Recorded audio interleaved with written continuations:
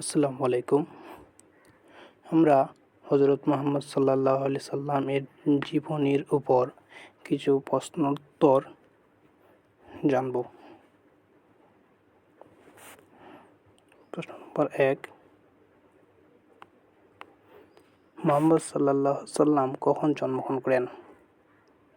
হযরত মুহাম্মদ সাল্লাল্লাহু সাল্লাম 570 খ্রিস্টাব্দে 22 এপ্রিল মোতাবেক 9 রবিউল আউয়াল রোজ সোমবার জন্মগ্রহণ করেন। রাসূল সাল্লাম কোথায় জন্মগ্রহণ করেন? রাসূলুল্লাহ সাল্লাম আরবের মক্কা নগরীতে জন্মগ্রহণ করেন। রাসূল সাল্লামের পিতার নাম কি? রাসূল সাল্লামের পিতার নাম আব্দুল্লাহ বিন আব্দুল মুতাল্লিব। রাসূল সাল্লামের মাতার নাম কি? রাসূল সাল্লামের মাতার নাম আমিনা বিনতে ওহাব বিন আবদে মানাফ বিন জাহরা।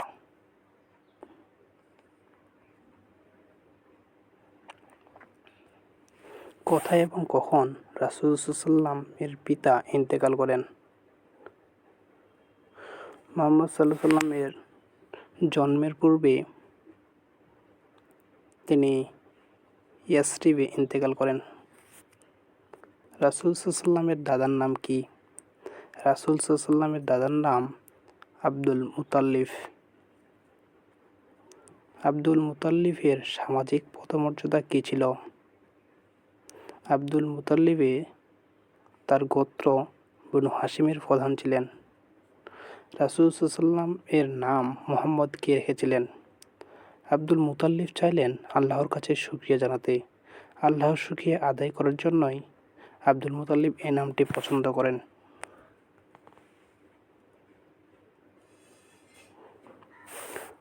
মুহাম্মদ সাল্লাম এর মাতা তার কি নাম রেখেছিলেন? মুহাম্মদ সাল্লামের মাতা তার নাম আহমদ রেখেছিলেন।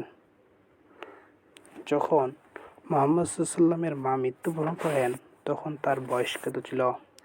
যখন মুহাম্মদ সাল্লামের মা মৃত্যুবরণ করেন তখন তার বয়স ছিল মাত্র 6 বছর।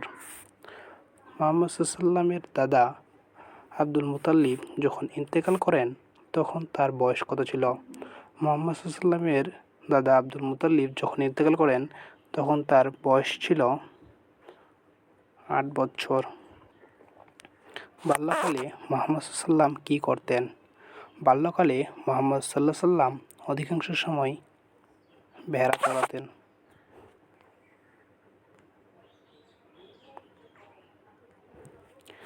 আব্দুল মুতাল্লিবের ইন্তেকালের পর কে মুহাম্মদ সাল্লাম এর দেখাশোনা করেন? আব্দুল মুতাল্লিবের ইন্তেকালের পর মুহাম্মদ সাল্লামের দেখাশোনা করেন তার চাচা আবু তালিব।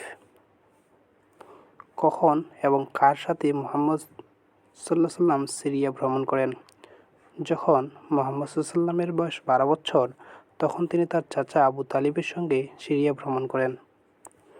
দ্বিতীয়বার কখন মুহাম্মদ সাল্লাম সিরিয়া ভ্রমণ করেন এবং কেন?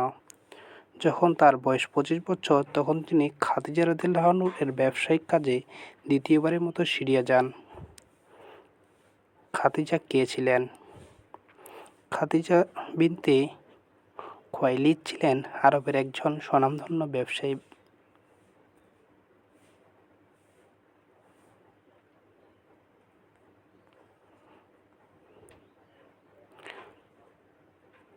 মুহাম্মদ সাল্লামের বিয়ের প্রস্তাব নিয়ে খাদিজার পক্ষ থেকে কে এসেছিল?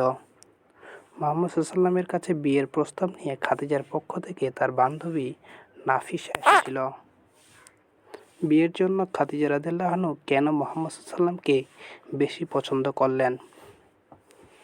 মুহাম্মদ সাল্লামের সত্যবাদিতা এবং সদ্ব্যবহারে খাদিজা আকৃষ্ট করেছে, এজন্যই তিনি মুহাম্মদ সাল্লামকে বেশি পছন্দ করলেন। মুহাম্মদ সাল্লাম যখন খাদিজা রাদিয়াল্লাহু আনহাকে বিয়ে করেন তখন তার বয়স কত ছিল? মুহাম্মদ সাল্লাম যখন খাদিজা রাদিয়াল্লাহু আনহাকে বিয়ে করেন তখন তার বয়স ছিল 25 বছর। মোহর হিসাবে খাদিজাকে মুহাম্মদ সাল্লাম কি দিয়েছিলেন? মোহর হিসাবে খাদিজাকে মুহাম্মদ সাল্লাম 20টা উট দিয়েছিলেন।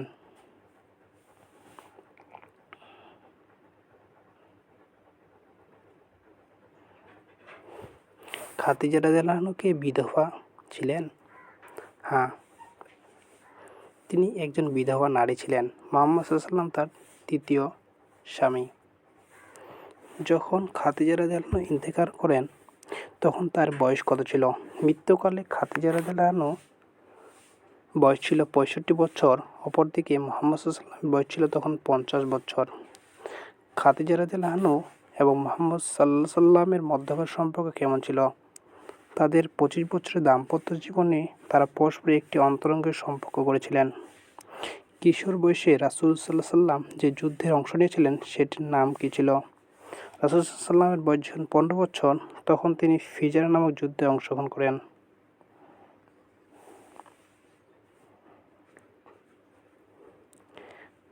খাদিজা রাদিয়াল্লাহু আনহার গর্ভে মুহাম্মদ সাল্লাল্লাহু কতজন ছেলে মেয়ে জন্ম লাভ করেছিল?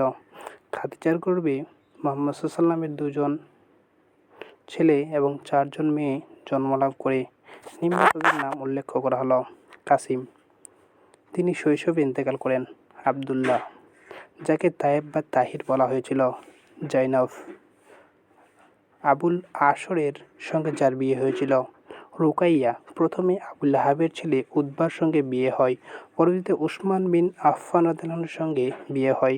উম্মে কুলসুম, প্রথমে আবু লাগাবের ছেলে উতবার সঙ্গে বিয়ে হয়, পরবর্তীতে রুকাইয়ার ইন্তেকালের পর উসমান বিন আফফানের সঙ্গে বিয়ে হয়। ফাতিমা আজ-জাহরা, আলী বিন আবু তালিবের সঙ্গে বিয়ে হয়। সকলকে ধন্যবাদ।